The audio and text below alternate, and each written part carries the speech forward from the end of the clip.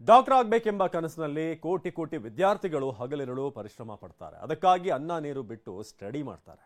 ಆದರೆ ಕೋಟ್ಯಾಂತರ ವಿದ್ಯಾರ್ಥಿಗಳು ಮತ್ತು ಅವರ ಪೋಷಕರ ಶ್ರಮಕ್ಕೆ ಕೊಡಲಿ ಏಟು ಬೀಳ್ತಾ ಇದೆಯಾ? ಇಂಥದ್ದೊಂದು ಅನುಮಾನ ಈಗ ಶುರುವಾಗಿದೆ.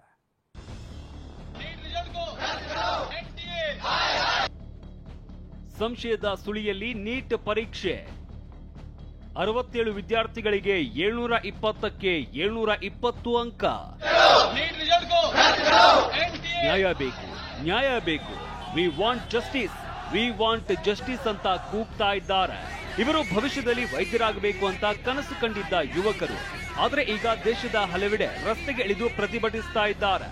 ಅಷ್ಟಕ್ಕೂ ಆಗಿದ್ದೇನೆಂದ್ರೆ ನೀಟ್ ಪರೀಕ್ಷೆ ನೀಟಾಗಿ ನಡೆಯದೆ ಭಾರಿ ಅಕ್ರಮ ನಡೆದಿದೆ ಎಂಬ ಆರೋಪ. ನೀಟ್ ಪರೀಕ್ಷೆ ಬರೆದ 24 ಲಕ್ಷ ವಿದ್ಯಾರ್ಥಿಗಳ ಪೈಕಿ 67 ವಿದ್ಯಾರ್ಥಿಗಳು 720ಕ್ಕೆ 720 ಅಂಕ ಪಡೆದಿದ್ದಾರೆ. ಹರಿಯಾಣದ ಫರೀದಾಬಾದ್ ಕೇಂದ್ರ ಒಂದರಲ್ಲೇ 8 ವಿದ್ಯಾರ್ಥಿಗಳು 720ಕ್ಕೆ 720 ಅಂಕ ಪಡೆದಿರೋದು ಅನುಮಾನಕ್ಕೆ ಕಾರಣವಾಗಿದೆ. ಇದರ ಜೊತೆಗೆ 47 ವಿದ್ಯಾರ್ಥಿಗಳ ಪೈಕಿ 44 ವಿದ್ಯಾರ್ಥಿಗಳು ಗ್ರೇಸ್ ಮಾರ್ಕ್ಸ್ ಪಡೆದೇ ರ್ಯಾಂಕ್ ಬಂದಿದ್ದಾರೆ ಎಂಬ ಆರೋಪ ಇದೆ. ಅಲ್ಲದೆ ಜೂನ್ 14ರಂದು ನಿಗದಿಪಡಿಸಿದ್ದ ದಿನಾಂಕದ ಬದಲು ಜೂನ್ 4ಕ್ಕೆ ಫಲಿತಾಂಶ ಹೊರಬಿದ್ದಿರೋದು ವಿದ್ಯಾರ್ಥಿಗಳ ಆಕ್ರೋಶಕ್ಕೆ ಕಾರಣವಾಗಿದೆ. ನೀಟ್ ಪರೀಕ್ಷೆಯಲ್ಲಿ ಅಕ್ರಮದ ವಾಸನೆ, ವಿಪಕ್ಷ ಕೆಂಡ.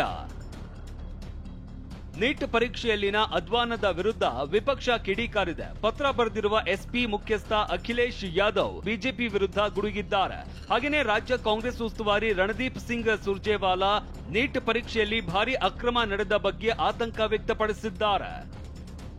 ನೀಟ್ ಪರೀಕ್ಷಾ ಫಲಿತಾಂಶದಲ್ಲಿ ಭಾರಿ ಅಕ್ರಮಗಳ ಆತಂಕ. 24 ಲಕ್ಷ ಯುವಕರು ಮತ್ತು ಅವರ ಪೋಷಕರಲ್ಲಿ ದೊಡ್ಡ ಚಡಪಡಿಕೆ ಇದೆ. ವಿವಾದಗಳು, ಆತಂಕಗಳು ಮತ್ತು ಪ್ರಶ್ನೆಗಳಿಗೆ ರಾಷ್ಟ್ರೀಯ ಪರೀಕ್ಷಾ ಸಂಸ್ಥೆ ಅಥವಾ ಮೋದಿ ಸರ್ಕಾರ ಉತ್ತರಿಸುತ್ತಿಲ್ಲ. 24 ಲಕ್ಷ ಯುವಕರ ಭವಿಷ್ಯದ ಕುರಿತಂತೆ ಮೋದಿ ಸರ್ಕಾರವು ಉತ್ತರಿಸಬೇಕಿದೆ. ಅತ್ತ ಡಿಸಿಎಂ ಡಿಕೆ ಕೂಡ ನೀಟ್ ಪರೀಕ್ಷೆ ಅಕ್ರಮಕ್ಕೆ ಬಿಜೆಪಿ ಏನ್ ಹೇಳುತ್ತೆ ಅಂತ ಪ್ರಶ್ನಿಸಿದ್ದಾರೆ. 24 ಲಕ್ಷ ನೀಟ್ ಆಕಾಂಕ್ಷಿಗಳ ಭವಿಷ್ಯ ಅನಿಶ್ಚಿತತೆಯಲ್ಲಿದೆ. ಬಿಜೆಪಿ ಸರ್ಕಾರ ಯಾಕೆ ಸುಮ್ಮನಿದೆ? ನೀಟ್ ಪರೀಕ್ಷೆಯಲ್ಲಿ ಖಂಡಿತ ಮೋಸದಾಟ ನಡೆದಿದೆ.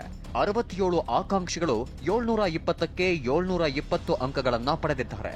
ನೀಟ್ ಫಲಿತಾಂಶದಲ್ಲಿನ ಅಕ್ರಮ ಜಗ್ಗ ಜಾಹೀರಾಗಿದ್ದರಿಂದ ಆಕಾಂಕ್ಷಿಗಳ ಆತ್ಮಹತ್ಯೆಗೂ ಕಾರಣವಾಗಿದೆ.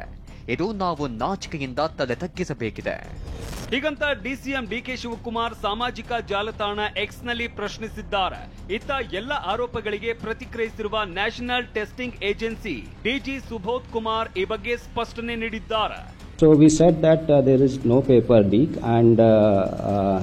and we reconducted the exam at that center with a different question paper and it went smoothly.